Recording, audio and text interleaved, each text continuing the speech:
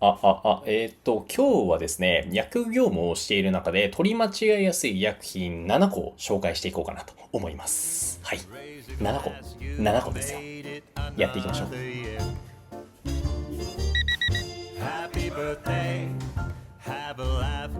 ようこそ薬剤師の育成管理のハービーです。本日も動画を見てくれてありがとうございます。今回のこちらの動画では係数計量調剤ミスの多い医薬品について紹介いたします。薬局で薬剤師の方であればご存知かなと思うんですけど、医薬品の種類ってめちゃめちゃ多いですよね。店舗によって在庫は異なると思うんですが、僕が今までやっている中で、この医薬品取り間違えたことあるんだとか、周りの薬剤師さん見ていて、この薬はよく取り間違えられることあるよなというものを紹介していきます。これから調剤薬局の薬剤師として働かれる可能性のある方と一緒にですね、事前にリスクを潰しておこうということで、知識を深めていければ僕は嬉しいです。動画の流れなんですけれども、数え間違いによるミスの多い医薬品7つご紹介させていただいた後に、動画の要所要所で、こうやったらもしかしたらね、ミスが減ってくるんじゃないのっていうテクニック的なところを僕の観点からちょいちょいご紹介していこうかなと思います。本日も全力で動画を作っていきたいと思いますので、応援よろしくお願いします。それでは本日も行ってみましょう。On your mark. はい、それでは中身に入っていきたいんですけど、まずは係数調剤からですね。これ大きく4種類あるんですけど、順番に説明していきたいと思います。係数調剤ミスの多い薬品1つ目がリパクレオンカプセルになります。これは膵臓の消化酵素の補充を目的として使われる医薬品なんですけど、1ヒートが12カプセルというところで取り間違いの起こる医薬品になります。基本的に1シートの医薬品の粒の数って10、14、21なんですけれども、これが12になっているというところで取り間違いが起こります。これを14ヒートと見間違えてしまって、監査の人になんかお薬足りなくないみたいな感じで言われることが結構あったりしますね。で、これ12カプセルの理由としては、おそらく添付文書通りだと1日12カプセル飲むリパクレオンカプセルになってくるので、1日量に合わせて1ヒートが12カプセルになってるかとは思うんですが、取り間違いが起こりやすいですね。監査の人もついついね、1ヒート14カプセルって見てしまって、そのまま患者さんに渡しちゃうこととかもあったりするんで、注意が必要かなと思います。ということで、係数調剤ミスの多い医薬品1つ目がリパクレオンカプセルでした。それでは続きまして2つ目ですね。係数調剤ミスの多い医薬品2つ目がクラシエの漢方細粒タイプでございます。こちらはスティック包装状の粉薬なんですけれども、1日2回タイプと1日3回タイプがあるというところで取り間違いが起こりやすい医薬品になります。基本的にこの2種類のタイプは1日量が同じだったりするんで、両方を見逃してしまって係数調剤のミスにつながってくるんですよね。これを見分ける点としては、僕は大きく2つあると思っていて、アルファベットというところとデザインのカラーというところですね。まず1つ目、アルファベット、1日2回は KB という記載があって、1日3回は EK という記載があります。そしてデザインのカラーなんですけど、1日2回タイプの方がホワイトのカラーの部分が大部分を占めるというところで、視覚的にも判断しやすくなってるんじゃないかなと思います。このアルファベットというところとデザインのカラー意識していただくと、取り間違いミスが減ってくるんじゃないかなと思います。ということで、2つ目がクラシエの漢方細粒タイプでございました。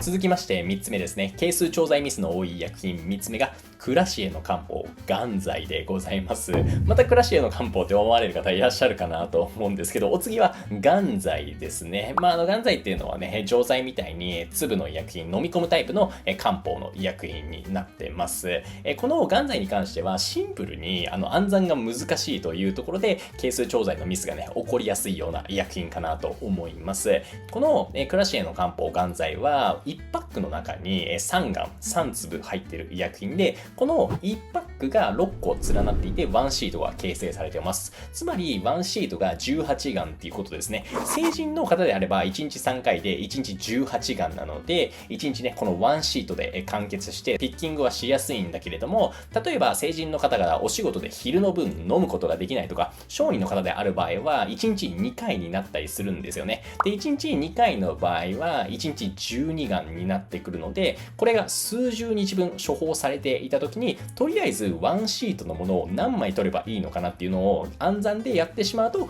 計算ミスにつながるんですよね。なので、対策としてはそうですね、もう計算機を使っていただくしかないかと思いますので、このクラシエの漢方元剤に関しては計算機を使っていただいて、正確にね、何シート取ればいいのか、半端分は何パック取ればいいのかっていうところを計算していただくのがいいんじゃないかなと思います。ということで、係数調剤ミスの多い医薬品品3つ目がクラシエの漢方眼剤でした。それでは係数調剤はこれで最後になります。4つ目ですね。係数調剤ミスの多い医薬品。4つ目がボラザジー軟膏になります。こちらは痔の疾患に使われる外用薬なんですけれども、基本的に痔疾患に使われる外用薬って1個あたり 2g なんですけど、このボラザジー軟膏は1個あたり 2.4g というところで計算ミスが発生する医薬品になります。どういう時にミスが起こるかっていうと、基本的に外用薬って全量で記されてくると思うんですが、このボラザジー軟膏が 24g という記載があった時に、正しくは10本、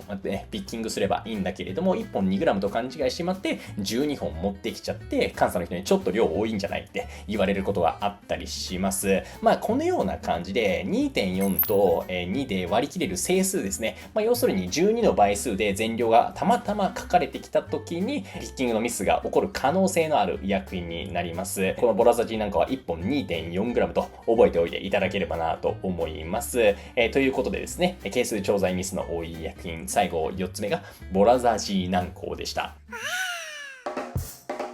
それではここから先は後半戦でございます。皆さん最後まで頑張ってください。軽量調剤に関しては粉薬を3つご紹介いたします。順番に説明させていただきますね。まず1つ目です。軽量調剤ミスの多い医薬品、1つ目がアセトアミノフェンになります。これはもう皆さんね、有名な解熱剤ではあると思うんですけれども、粉薬に関しては製剤量あたりに含まれる成分の量が違う医薬品っていうのが、大きく4種類かな、存在するんですよ。有名どころで言うとカノナール細粒は 20%、50% があると思うんですけれども、それとは別にジェネリックで 40% のものも存在しますし、原末であれば 100% のものも存在しますよね。大体の小児科門前の薬局だと 20%、50%、100% っていう在庫はあるかなと思いますので、シンプルにこの取り間違いによるピッキングには注意が必要かなと思います。種類がね、多いっていうことを覚えておいていただければ大丈夫なんじゃないかなと思います。そしてこのアセトアミノフェンに関しては皆様にですね、一瞬で監査できるようになっておいてほしいんですよ。っていうのは監査の時点で間違いに気づくとそこから作り直しになるので時間がかかるんですよね。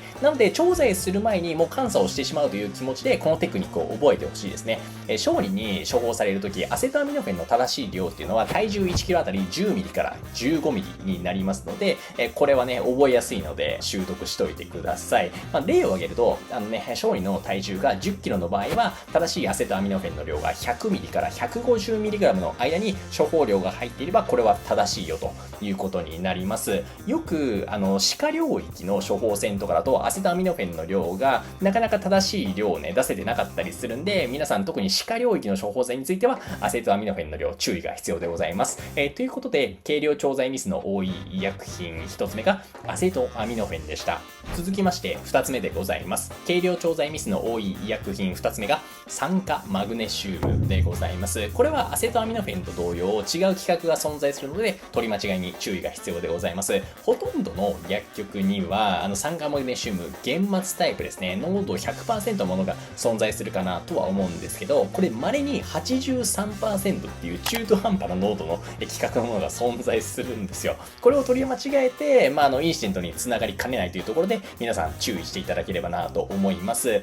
この濃度違いのものはバラ用品だけじゃなくて個包装タイプのものでも原末タイプ 100% のものと 83% 存在しているので、ここも取り間違いが注意でございます。ということで軽量調剤ミスの多い医薬品2つ目が酸化マグネシウムでした。それではこちらでラストになります。軽量調剤ミスの多い医薬品ラスト3つ目がフスタゾール酸 10% ですね。この医薬品は咳止めのお薬で、風邪の症状とかコロナウイルス感染症にも使われる医薬品ですね。マイナーな方ではあると思うんですけど、咳止めの在庫が入りづらい薬局とかでは使われることがあるんじゃないかなと思います。フスタゾール酸に関しては添付文書の記載が何せ分かりづらいというところで調剤ミスが起こってくる可能性があるかなと思ってます。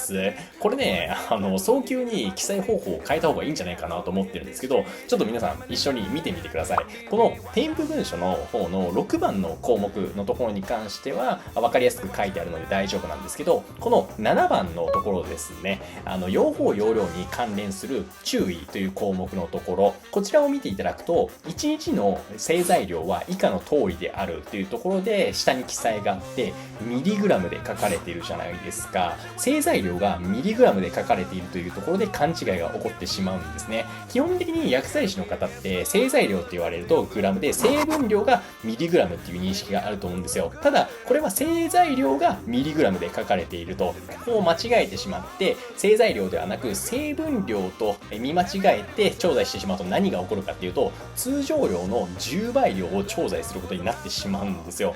これは非常にまずい記載方法かなと思いますので、この製剤量は以下の通りであるというミリグラムのところ、グラムにね変えていただくのは僕はいいんじゃないかなと思うんですけど、皆さんどう思いますか？対策としてはこの7番の項目のところは無視していただくのがいいんじゃないかなと思います。ということでラスト、軽量調剤ミスの多い薬品3つ目がですね、フスタゾール酸 10% ということでした。はい。皆さん、本日もここまで見てくれてありがとうございます。今回は係数、軽量調剤ミスの多い薬について僕の観点からお話しいたしましたが、いかがだったでしょうか？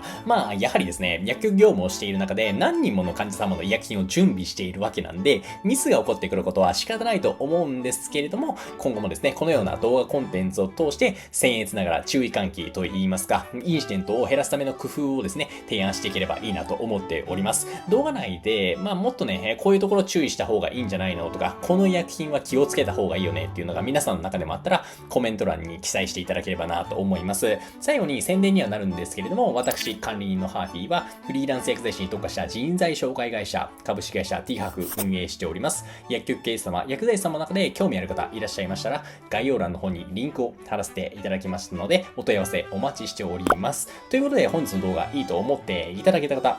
グッドボタン、チャンネル登録よろしくお願いします。それではまた次回お会いしましょう。お疲れでした。